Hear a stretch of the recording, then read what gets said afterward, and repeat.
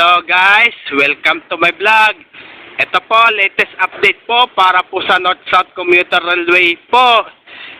Ito po, ito mga barangay, ang dami po mga nakatira po. May mga barangay hall pa po dito po.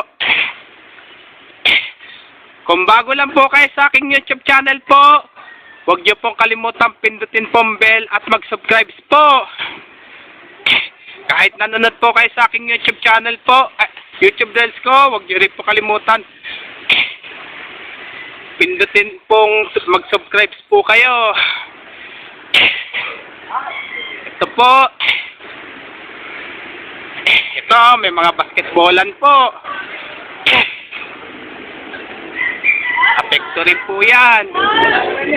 Ito kaya yung tapat po, apekto rin kaya po.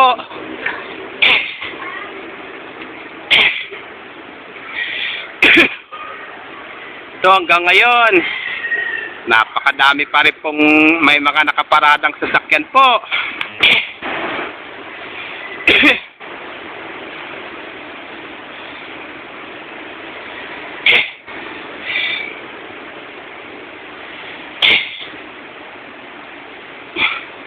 Ito po, bali may bakod na rin po. May bakod na rin po. Pero ito kaya po yung parang building po kaya ay maapektuhan kaya po.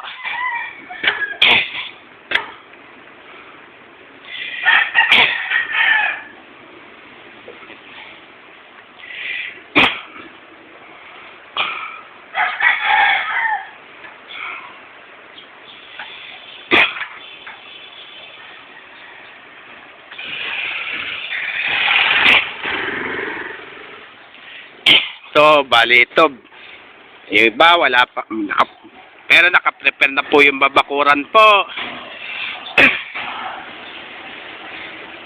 Ito kay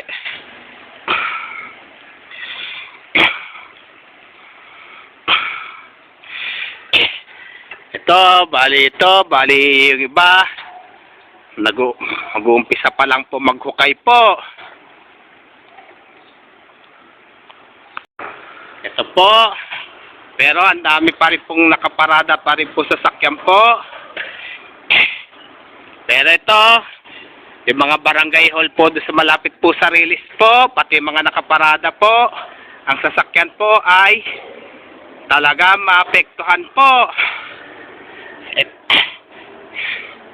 Talaga maapektuhan po talaga po yan. Yung mga barangay hall po, pati yung ano po, pati mga nakaparadang sasakyan po.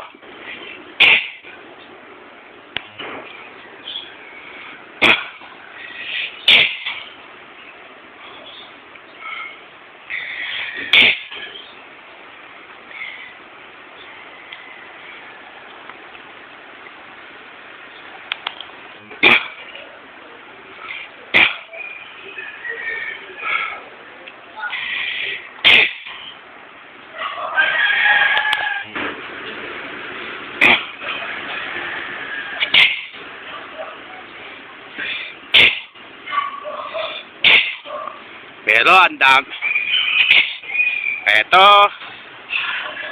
Ito po, bali, ang dami po talaga mga kabahayan po. Ay, malapit po sa release po ay talagang marami maapektuhan po. Lalo-lalo na po yung barangay hall po. Pati na rin po yung mga nakaparadang sasakyan po. Hanggang dito na lang po yung video ko po. Please, don't forget for comment, like, share, and subscribe po dito sa aking YouTube channel po. Thanks for watching. God bless to all po. And Merry Christmas na lang po sa inyo lahat po.